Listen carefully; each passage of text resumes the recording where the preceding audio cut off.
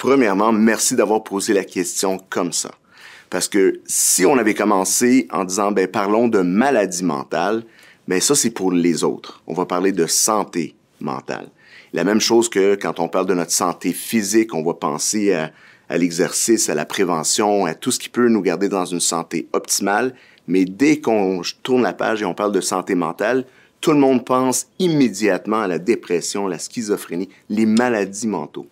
Alors, on va recadrer toute la conversation, puis on va parler de santé mentale. Donc, c'est quoi la proportion ou les statistiques de personnes qui vont être atteintes d'une maladie mentale? Bien, c'est une petite proportion de la population. Mais combien d'entre nous vont subir une blessure psychologique ou une blessure au niveau de notre santé mentale? Mais ça, c'est tout le monde, sans nécessairement être malade. Alors, il y a différentes sévérités ou différentes gradations de notre santé, puis on peut même juste utiliser un code aussi simple qu'un code de couleur. Pour nous, les humains, la souffrance humaine, c'est de la souffrance humaine. C'est universel. Alors, quand on est vert, tout va bien. Je suis pas juste dans mon fonctionnement optimal, je suis motivé, je suis un atout pour les personnes autour de moi. Mon humeur est stable et je sens que je suis en contrôle de ma vie. Il n'y a personne qui est là-dedans. On est tous un peu plus ou moins écorchés de la vie. Hein? La vie va briser tout le monde à un moment donné. Et ce sont des moments décisifs où, parfait. Aujourd'hui, j'ai eu une petite entorse, je suis dans le jaune. Alors, comment est-ce que ça m'affecte moi et comment je reconnais mes signes avant-coureurs? Ah, ma concentration est moins bonne, mon humeur plus irritable, je dors moins bien. Est-ce que je suis orange, une blessure beaucoup plus grave? OK, là, ça commence à affecter ma capacité de répondre à mes responsabilités, à prendre soin de ma famille, de créer des liens étroits puis valorisants pour tout le monde autour de moi. Ou est-ce que je suis vraiment dans le rouge? Et là, dans le rouge, là, je suis vraiment dans une incapacité. Alors, selon les statistiques, on va dire que 90% de nous sont quelque part dans la zone blessure. Il y a peut-être 10% qui sont dans la zone verte. 90%, nous souffrons en silence parce qu'on a peur de l'étiquette de la maladie mentale. Alors, dans cette zone, on sait qu'une personne sur 5 va passer une période de blessures psychologiques tellement graves qu'ils vont devoir être en invalidité. Mais ça, c'est pour la population en général. Puis ça, c'est juste dans le rouge foncé. Alors, le reste, on est tous, à un moment donné, dans une des zones de blessure.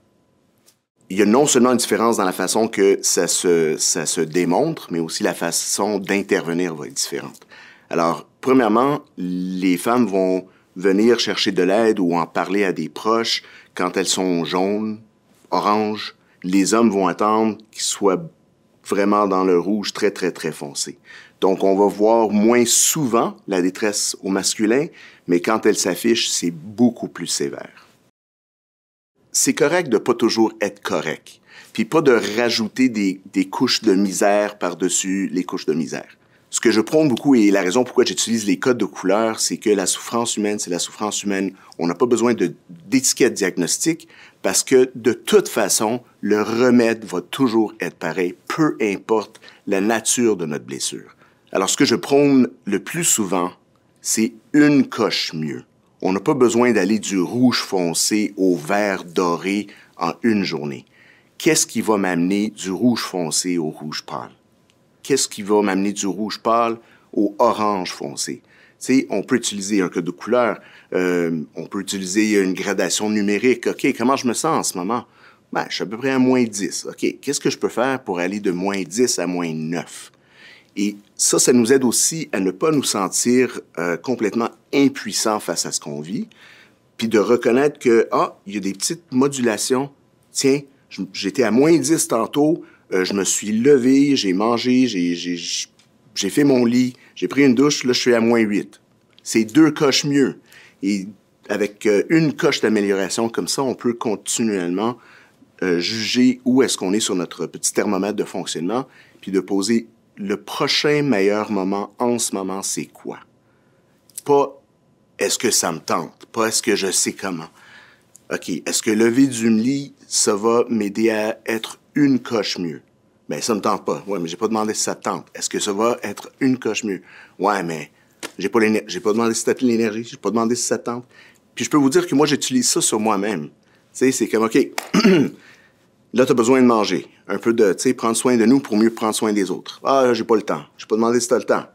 Est-ce que Tu vas manger. Ouais, mais je sais pas quoi faire. J'ai pas demandé si tu sais comment. Alors, juste viser le meilleur prochain moment en regardant notre petit thermomètre. Qu'est-ce qui va nous amener une coche mieux? Souvent, on va parler de la différence entre les signes et les symptômes. Puis les symptômes, c'est ce qu'on vit nous-mêmes, hein, physiquement, mentalement, émotionnellement. Alors, si j'ai un tableau de bord personnel, puis je prends le temps vraiment de regarder, OK, est-ce qu'il y a des petites lumières jaunes, rouges, oranges, mentalement, comment est ma concentration, énergétiquement, physiquement, comment est mon énergie physique, émotionnellement, est-ce que je suis encore au-dessus de mes affaires, je suis motivé, je suis ludique, ou là, je commence à être un peu plus sombre. Les symptômes qu'on vit nous-mêmes, et c'est pour ça que c'est important d'avoir un tableau de bord subjectif pour nous. Mais quand on perçoit les autres, ce qu'on va voir, ce sont les signes. Alors, comment est-ce que tout ce que je ressens puis je vis affecte mon comportement, affecte les gens autour de moi, puis affecte ma capacité d'avoir une bonne qualité de vie? Puis pour moi, ça, c'est ce qu'on va voir à l'extérieur. Alors, c'est quoi une qualité de vie? Pour moi, c'est très simple. C'est le travail, l'amour et le plaisir. Est-ce que je suis quand même capable de faire ce que je dois pour répondre à toutes mes responsabilités professionnelles, financières, la gestion de la vie, puis sentir que ma contribution, mon apport est valorisé et valorisant? Dans mes relations intimes, dans l'amour, à quel point est-ce que mon petit réservoir d'amour est rempli, hein? La spirale d'amour et des crédits de bonne volonté qu'on va tricoter partout, là. Est-ce que je crée quand même des liens relationnels valorisants? Est-ce que je suis un atout pour les gens autour de moi? Est-ce que ma relation avec moi-même est encore bonne? Et est-ce que j'ai encore du fun dans la vie? Plaisir, super important. Si on n'a pas de fun, il y a quelque chose qu'on fait, tu sais, qu'on a besoin d'ajuster dans notre vie parce que c'est pas supposé d'être lourd tout le temps. On va trébucher, mais on n'a pas besoin d'être misérable quand on est misérable. C'est correct des fois de pas être correct. Alors, les symptômes, c'est ce qu'on vit. Les signes, c'est ce que les autres vont remarquer aussi. Et c'est ça l'impact sur notre vie. Ça affecte notre capacité de travailler, de créer des liens étroits avec les autres et d'avoir du plaisir dans la vie. Je vais juste commencer par identifier c'est quoi les plus grands freins. Pourquoi est-ce que quand ça va mal, les choses commencent à aller vraiment mal? Puis probablement la réponse numéro 1, c'est notre orgueil. On va souvent se comparer à la vie des gens autour de nous, puis on sent que, sûrement, on est défectueux si nous, on a une mauvaise journée où notre vie n'est pas aussi brillante et incroyable que la vie qu'on voit affichée sur les réseaux sociaux, la vie que tout le monde... Mais vous savez, il y a toujours une histoire derrière l'histoire. Et je pense que c'est important d'être capable d'interagir ensemble puis de s'inviter dans cette zone d'authenticité. Pas juste n'accepter jamais. Hey, quand on dit hey, comment ça va? Non, c'est pas la bonne question, c'est comment tu vas. Et n'acceptez pas une réponse superficielle. Ah, hey, ça va. Non. Comment est-ce que tu vas? Et souvent, les gens ont peur de poser la question parce qu'ils savent pas quoi faire si une réponse authentique émerge. Puis les gens veulent pas donner une vraie réponse authentique parce qu'ils sentent qu'ils doivent ménager votre réaction. Alors, la première chose pour prendre soin de notre santé mentale, c'est de mettre notre orgueil de côté, puis de se dire on est tous humains, peu importe nos rôles sociaux, le genre de char qu'on conduit. On partage tous une humanité, puis de s'inviter à avoir des conversations à ce niveau d'authenticité. Alors, quand ça va pas bien, quand ça va moyen, n'ayez pas peur de vous l'avouer, primo, et c'est pour ça que c'est important d'avoir un tableau de bord, mais aussi d'en parler. Et ça se peut que le langage de communication principal pour certaines personnes, ça se peut que ça soit pas verbal. Puis ici, je vais encore une fois faire une distinction entre les hommes et les femmes. Souvent, les hommes vont démontrer leur détresse par des actions, par des gestes. Au lieu d'être tristes, ils vont être en colère, ils vont être distraits, ils vont être repliés sur eux-mêmes. Ils n'ont peut-être pas nécessairement les mots, le langage verbal pour mettre des mots, ce qu'ils ressentent. Puis c'est pas parce qu'ils sont en train d'éviter la question, c'est parce qu'il y a des émotions qui ont juste pas de mots. Alors, se l'avouer à nous-mêmes, se l'avouer aux autres, regarder si les gens sont en train de nous communiquer dans un langage qui n'est pas nécessairement verbal. Exemple, si je veux te dire que je t'aime, ma façon de te le dire, c'est de faire poser tes pneus d'hiver puis faire la vaisselle aujourd'hui, puis ça veut dire je t'aime. Mais je l'ai dit sans mots. Alors, écoutons pour l'histoire derrière l'histoire, puis on va s'inviter à avoir ces interactions. Et souvent aussi, quand les gens nous reflètent un peu comme un miroir, souvent ce qu'on va entendre quand on est blessé, ben on va entendre tout ce que les gens nous disent à travers notre blessure, comme si c'est une critique ou si c'est encore une zone d'échec dans ma vie, un défaut. Mais alors que ce qu'on devrait entendre, c'est l'amour derrière la question. Même si quelqu'un nous dit quelque chose, « Hey, je suis inquiet pour toi aujourd'hui, ça a l'air de pas aller. » Ah oui, c'est ça, hein? C'est toujours moi le problème, hein? C'est moi qui fais toutes les erreurs partout. OK, là, tu m'as entendu à travers ta blessure, là. Puis ça, c'est juste une zone de défense parce que ma question t'a fait mal. Nous sommes des alliés. On va reposer la question, mais je veux que tu entendes l'amour qui vient derrière la question. Alors, si on sent une réaction défensive, mais on sait que l'autre personne a de bonnes intentions, je connais cette personne-là. Cette personne me ferait pas mal intentionnellement. Ça doit être de l'amour derrière, puis moi, j'ai juste réagi à une réaction défensive. Alors, remarquons quand on devient défensif, puis on s'invite à l'intérieur, au lieu de dire « Ouais, ben, c'est ça le problème, puis c'est toujours moi, puis tout le monde me blâme. » Au contraire, prenant le temps de prendre un recul. Merci de me refléter. Je réalise pas que j'étais un peu marabout, peut-être un peu irritable aujourd'hui. Peut-être que ça va moins bien que je pensais.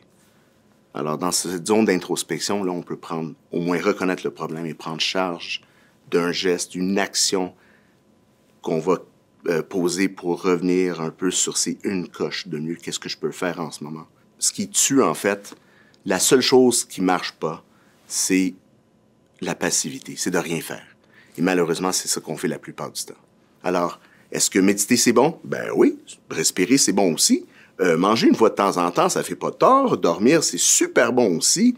Alors, quand on cherche une solution magique, ben là, on est à côté de la traque. C'est vraiment équilibre de vie, connecter avec les autres, prendre soin de nous, reconnaître l'amour derrière les questions.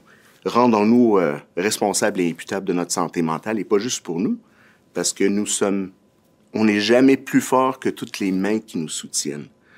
Alors, nous, on a tous besoin de mains qui vont nous attraper quand on trébuche et nous soutenir, mais nous sommes aussi les mains pour les autres. Alors, si on prend soin de nous pour nous, au moins prenons soin de nous pour être un meilleur soutien pour les autres. Honnêtement, ça m'a pris des années pour savoir comment répondre à cette question. Premièrement, prenant le temps de vraiment remarquer. Comment est-ce qu'on va savoir que quelqu'un est en détresse en période où peut-être qu'ils subissent actuellement une blessure psychologique, mais on va voir des changements dans leur comportement, des changements dans leur attitude, des changements dans leur humeur. Alors prenons le temps, symptômes et signes, prenons le temps de reconnaître les signes des changements chez les autres. Maintenant, comment encourager quelqu'un ou le refléter qu'ils ont peut-être subi une blessure et qui ont peut-être besoin d'aide? Ben, on sait tous quoi pas faire. Tu m'énerves, t'as besoin d'aller voir quelqu'un, je suis plus capable. Ça marche jamais. Fais-toi soigner, je suis plus capable. C'est pas très inspirant. Mais de venir avec cette sensibilité de savoir que là, on va toucher le bobo de quelqu'un, là. Ça se peut qu'ils ne vont pas toujours accueillir notre intervention parce qu'ils vont se sentir jugés ou vont se sentir critiqués parce qu'ils vont entendre à travers leurs blessures. Alors, n'oublions pas le pouvoir de la douceur. Puis de dire à quelqu'un, écoute, ça fait longtemps que je te connais, puis honnêtement, je suis inquiet pour toi parce que je te reconnais plus ces jours-ci. Regarde, voici la personne que j'ai connue. Puis on va tenir comme un genre de miroir pour leur rappeler, un peu comme une lumière de perron qu'on va allumer pour les inviter à revenir à eux-mêmes. Je te dis pas ça parce que tu es défectueux, je te dis parce que c'est pas toi, c'est pas la personne que j'ai connue. Alors, première étape, pouvoir de la douceur. Deuxième étape, tenir la lumière de perron. Voici qui tu es pour moi. Et là, je sens que tu es vraiment perdu. Et la troisième étape, et voici pourquoi. Je remarque que tu as beaucoup de lumière allumée sur ton tableau de bord, puis je veux juste te refléter que je suis inquiet, puis qu'est-ce que je peux faire pour alléger ton fardeau, puis t'épauler. Alors là, on est des alliés, on n'est pas des adversaires, c'est pas une critique. Je te dis pas, ben t'es malade, va te faire soigner. Ben là, je suis même pas capable de mettre mes bas de la même couleur. Tu veux qu'en plus, je prenne une charge pour ma santé mentale? C'est trop de responsabilité sur mes épaules quand je suis déjà écorché ou tu sais, que ma vie est en train de s'effondrer. Parfait. Nous sommes des alliés, puis je suis ici pour alléger ton fardeau et t'aider. Alors, ça, pour moi, ça serait la recette gagnante. Et ce miroir de nous rappeler, pas juste qui on est, mais que on affecte les gens autour de nous beaucoup plus qu'on pense. Et souvent, c'est ça qui va inspirer quelqu'un à avoir un moment de réflexion, puis de genre de prise de conscience. Wow, j'avais pas réalisé à quel point j'étais rendu loin dans mon tableau de bord, puis j'avais même pas réalisé à quel point moi, je suis juste à l'épicentre d'une spirale de souffrance, parce que je suis pas en train de faire souffrir, mais les gens souffrent à me voir souffrir, puis se sentent impuissants. Puis c'est important de nous aider tous à sentir qu'on peut gagner. Donc, ouais, j'avais pas réalisé que je suis un peu irritable et écorché. Merci de me le souligner. Puis, ouais, je suis désolé de l'impact que ça a eu sur vous. Alors, peut-être que voici ce qu'on peut faire ensemble comme équipe.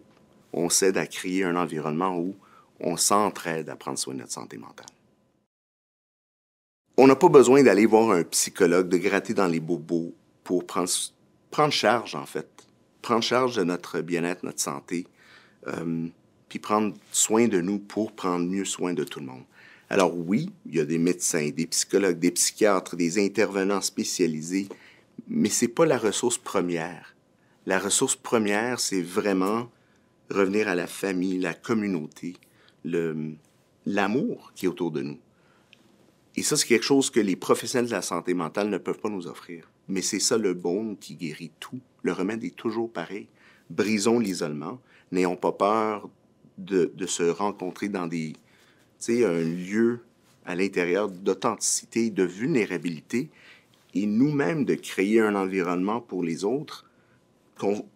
Ils savent qu'on va les accueillir. C'est safe, c'est sécuritaire d'être vulnérable et authentique en notre présence.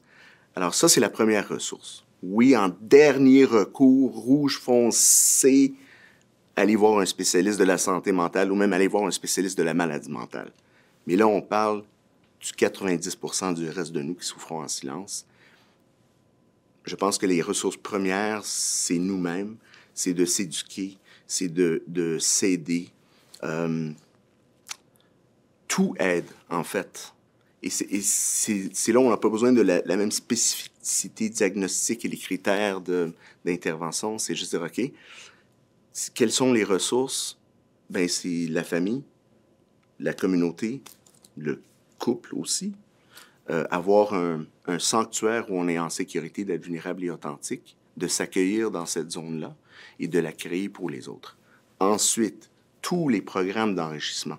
Moi, je pense que autant qu'on investit dans notre développement de nos compétences techniques, là, si on veut apprendre une nouvelle compétence, un nouvel atout, on achète de l'équipement, ben, on va faire un cours, une formation.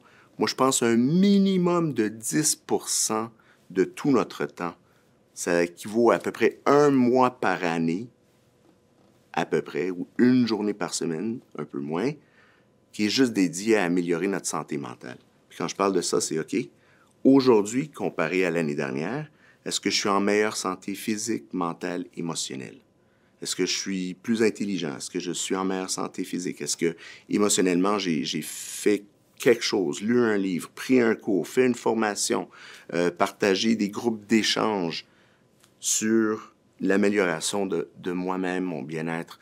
Passer du temps avec la personne avec qui on passe le plus de temps, c'est aussi d'être bien avec nous. Alors, moi, je dis un minimum de 10% de notre énergie devrait juste être meilleure. Et je pense qu'avec ça, on peut rajeunir avec l'âge, on peut devenir de plus en plus résilient. Et résilient, ça ne veut pas dire qu'on ne va pas trébucher. Résilient, ça veut juste dire qu'on va rebondir plus vite et on va sombrer moins loin. Avant de clore, je veux juste sincèrement vous remercier du fond du cœur parce que c'est un enjeu qui est tellement important et qui est tellement invisible. Des fois, on n'en parle pas. Puis moi, j'étais un militaire pendant 14 ans de service et quand j'ai pris ma retraite des forces, j'ai pris un engagement avec la vie de mériter chaque coucher de soleil en essayant de laisser des petites miettes de bien-être dans mes sillons. Alors, merci beaucoup de m'avoir accueilli puis me donner la chance de mériter mon coucher de soleil.